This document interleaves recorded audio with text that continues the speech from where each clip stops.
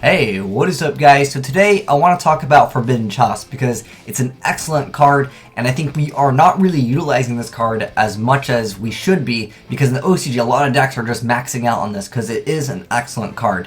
Now in the future this card will even be stronger because Cyber Infinity Dragon is going to be available as well as the Superior Dora, which can be very annoying to deal with. Heck, even dealing with a Denko Sekka can kind of be nice. You can actually use some of your back row that you set. Maybe you set a Dark Hole, you can set Fiendish Chain, and then you have this card in your hand, you can get rid of that Denko Sekka, then you're free to use your back row, which is actually really nice. And especially since in the TCG, we have Burning Abyss, they got a few cards hit, as well as, Klee's kind of got some cards hit. Sometimes other players are really finding out, what other 1 to 3 cards that they can replace those cards that, got limited or semi-limited with. And I think this is an excellent card because in the OCG, like I said, a lot of players are actually running this card. I'm going to go ahead and just go over it real quick. So there was a Shadal Train deck that got first place. I guess it was like 3 or 4 days ago because Japan's a day ahead of us. But anyways, he was playing Shadal Trains. He's maxed out on them and he got first place. And then this other guy over here, he's playing Klee's and he ran 2 copies and he also got first place in a different tournament. They do have 3 skill drain in the OCG, but I'm thinking if it was maybe at 1, he would definitely just run another Chalice because it basically gets the job done. Now, I know what some of you guys think. You're like, Azneyes, what about Effect Failure? What about that new card, Ghost Ogre and Snow Rabbit? What about Breakthrough Skill? Why Forbidden Chalice?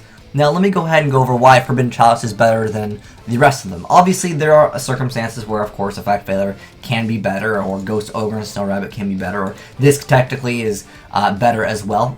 But let's go ahead and go over the pros of Forbidden Chalice. Now, generally, spells are the most difficult things to negate in the game. Like traps, very easy. We have Trap Stone, we have Decree. There's a lot of cards that can negate those. And as well as, there's the things that negate monster effects, but generally spells are the most difficult things to negate in the game of Yu-Gi-Oh! There's not like a 7 tools of the negate spells. There's, one that negates traps, and there's Wiretap, but there's very few things that deal with just negating spells, which is the bonus that Breakthrough Skill doesn't have. I know Breakthrough Skill has an effect in the graveyard, but we'll get to that in a second.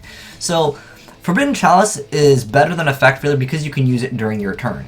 Another reason why is because when Macrocosmos, aka Mass Hero Dark Law, which a lot of decks like to make, there's so many different builds. There was a guy playing Heroes that was, Volcanics that was running Dark Law, and obviously in Burning Abyss and Shadal's are running it. There's so many just different decks that can just run Dark Law, and sometimes you can lose simply to a first turn Dark Law, where in fact they're not going to do very much against that. Same thing with the Ghost Ogre and Stone Rabbit. You got to send it to the grave, and obviously if there's no grave, they are very sad.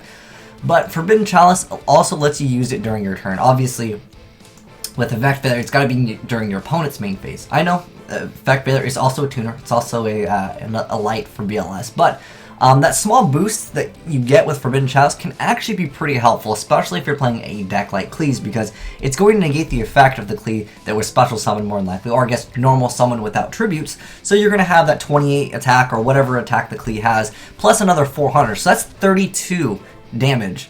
If you're going to go ahead and special a bunch of monsters, you attack with almost all your Klees, and the last one you attack and then damage step Chalice. That can just be game. So it's an excellent card. Also, you can set it kind of like a trap essentially, which I think is actually really nice. And in mirror match, sometimes those small 400 boosts can definitely make it game.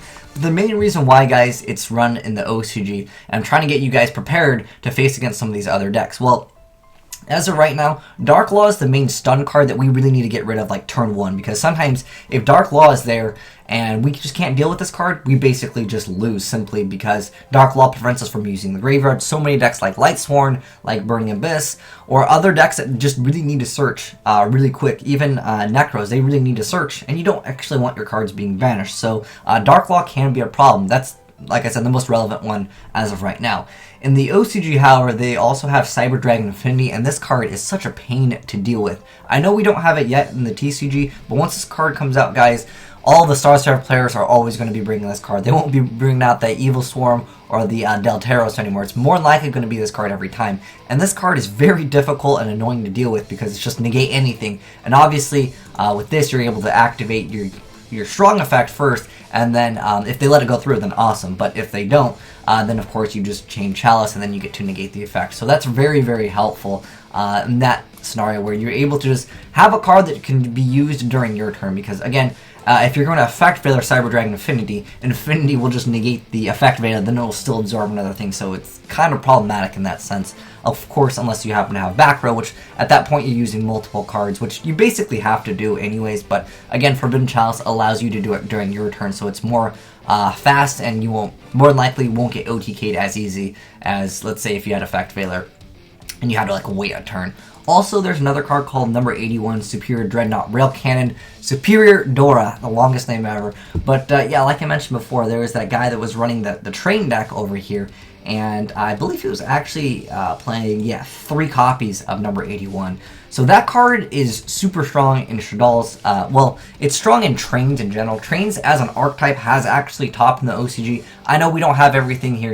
We just need this guy, basically, is what it comes down to really help out the deck. But this card right here, it's pretty annoying. If you guys haven't checked it out, I'm going to read its fact real quick because it's pretty short. Anyways, it is a rank 10 with 3,200 attack and then 4,000 defense.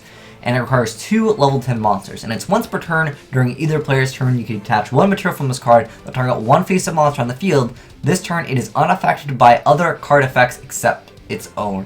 So I think that's really good, just be able to be like, oh, you know what, I'm going to go ahead and make this guy, and then he's going to, you know, try to protect it, try to protect something else, and you're like, oh, you know what, how about you get negated? You could have 400 extra attack, but you know what, I don't think you're going to be destroying this thing by battle anytime soon, because that thing is massive. Unless, of course, I guess if you're playing Cleese, you can crash into it if you negate your own effect. But yeah, this card is very, very difficult for some decks to deal with.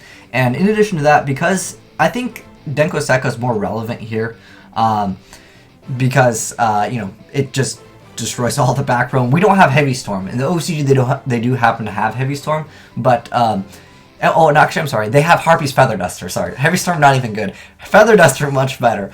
But anyways, Denko Sekka, it can become a problem too. That's why I really like Chalice, because maybe you set a bunch of back row, and then your opponent just summons Denko. They go ham, and maybe they don't finish you off. You have a few life points. Maybe you can top deck Chalice, or maybe you kept that Chalice in your hand.